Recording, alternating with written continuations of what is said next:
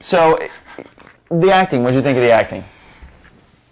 Could you the tell? acting? What? Could Was you I tell? convinced that there was a homicidal, that clown on the loose, and the acting was, for the time and the generation, seriously, the acting was, I guess, what you would expect for a short budget film.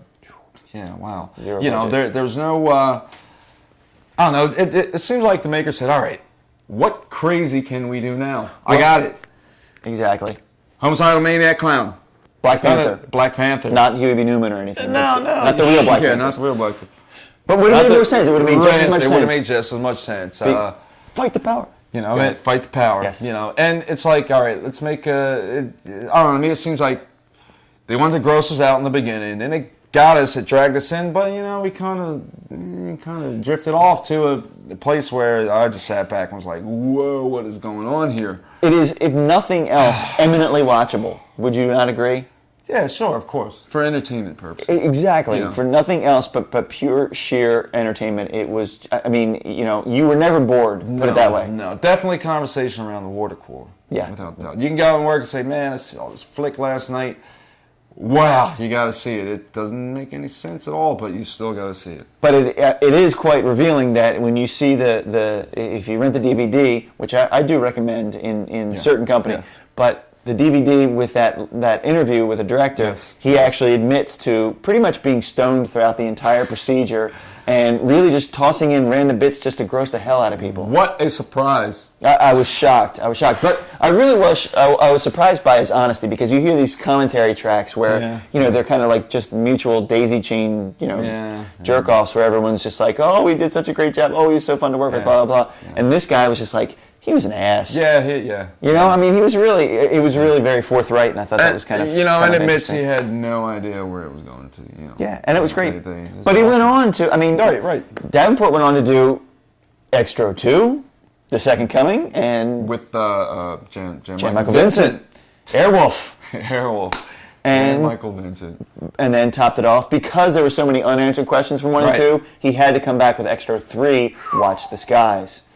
Not Watch These Guys, Watch the Skies. Not XTRO 3, Watch the Skies. It's got its own little title within the title. Yeah, exactly. Well, it was, it's comparable, I would guess, to the original Star Wars. Or, like new Star Wars. You had to have Return of the Jedi. Because, you needed that conclusion. So Watch the Skies was, I suppose. Had to wrap it up, because we had to know it needed to be in a trilogy. It did. So, my new memories, at least for me, again, this film was something that I had seen as a kid, only part of, before it was, I was like, I equated to this. It was like, I got to second base with the picture. That was about it, before Dad flipped on the porch lights and said, get in, and we had to part our ways. And I haven't seen her since then. I think you did you a favor. I think he did. Except for the Miriam Dabo. The berries, right? Yeah. Because every 11-year-old boy needs to experience that.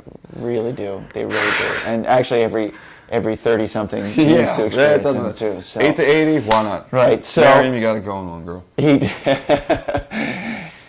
did do me a favor. He probably did save me some money on because I probably would have developed some kind of addiction to psilocybin mushrooms or something to try and figure out what the hell this film meant and how it made sense. But I'm kind of glad that because the memories were fond, because as fond as alien molestation and live British men exiting birth canals can be, but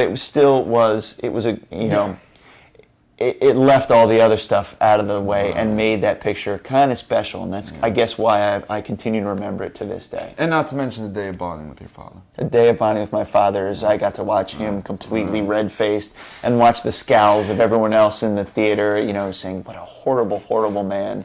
So we left that theater and we went right into Deep Throat, which was really fun too. So, which we'll be reviewing next week. That'll be next week, that's actually. Right, but I'll be actually on the therapist couch, not on this one. That's right. Well, what can we say? Go pick it up if you want to. XTRO. If you have, and come back. That's right. Come back to that time and place. No, come back here, damn it. That's what I meant. Come back here. This time and place. This time, that's what I meant. So when we get ready to do another film and another episode of Natsukashi. Natsukashi.